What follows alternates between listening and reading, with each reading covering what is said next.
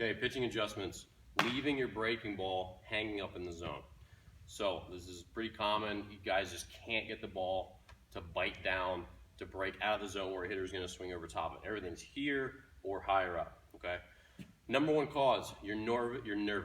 You're nervous and you tense up. So if you're thinking about your breaking ball, you're choking it, you're just physically anxious because you've thrown a bunch for balls already, or you're just not that comfortable, or you're like, oh man, I really got to throw this curveball perfectly to get him to swing and miss. Or, man, it's 3-1. I don't know if I can throw a 3-1 curveball for a strike. Any of those same thoughts are going through your head. You're going to tense up even just so slightly, and then your arm doesn't flow through its natural path as well, and now it's tense and it goes up. Any amount of little tension flowing through your arm is going to cause you to be late, and late means the ball goes up. Mental practice is huge if you want to be the best pitcher you can be. Number two, flying open with your front side. You have to be extremely good, especially slider guys. If you are pulling your front side open anytime, either in the air, so before you land, or once you hit, if your first acceleration movement, the first part of you that starts to go towards the plate, if it's out, your hand's gonna flip with it. Your hand's here. If we go forward, my hand stays back. I get on top of it. If I go to the side, my hand goes with it. Now I'm on the side of it. It's gonna suck. It's gonna stay over there. It's gonna be slurvy and sloppy.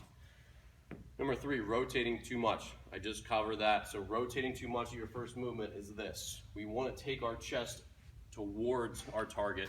That's how we get on top of our breaking ball.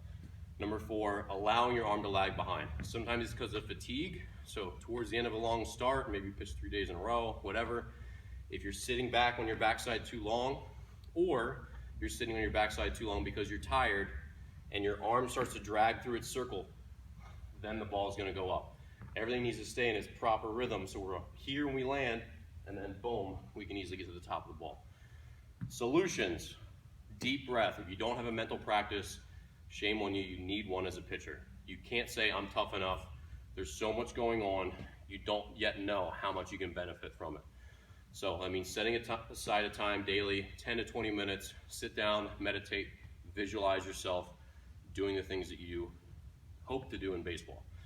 So when you do that, when you have these times where you're calm, where you're sitting, you're meditating, you're visualizing yourself succeeding, when you're out there on the mound, you're stressed, you take a belly breath, which is the way you should breathe when you're doing that, and that returns you to that calm state. It reminds you, it's like a bucket of water when you're on fire.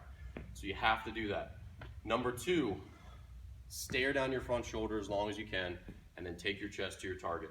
So we're here, you have to see your front shoulder in your field of vision. Everything you see is your field of vision. It should be front and center the entire time.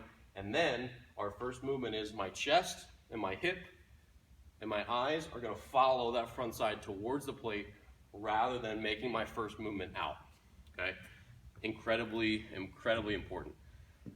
Don't spin your front shoulder to the target, all right? So we have to take, instead of this, we're collapsing as we're rotating towards the target. We're taking our chest towards them. And then lastly, sometimes you just have to move your hand and your backside a little quicker. So if you're getting stuck, which has been a problem I had during my career, I was a curveball guy. If you're sinking too long and you feel that tilt get too high, that's why they're gonna stay up. Just start moving through a little quicker. And then lastly, move your hand through your circle a little bit faster. So sometimes as you get tired, your arm just tends to lag, or if you're one of those guys who's real slow through his delivery, sometimes you get ultra slow as you fatigue out a little bit. And then if your arm's stuck down lower than it normally is when your front foot hits, then suddenly our arm is lagging behind, we can't get on top of the breaking ball. So sometimes I would tell myself, if I'm leaving curveballs up and I had to spike one, I had to do it, I think, take my back of the hand up. Get your back of your hand up, moving faster, because it's okay right now if you bounce in the dirt. It's absolutely not okay if I hang this and he drives into the gap, okay? So sometimes it was just, let's get it going just a little bit faster, and that just gets me back to where I normally am, okay? So those are the big adjustments for anytime you're leaving your breaking ball, whether it's a fastball or slider, up in the zone.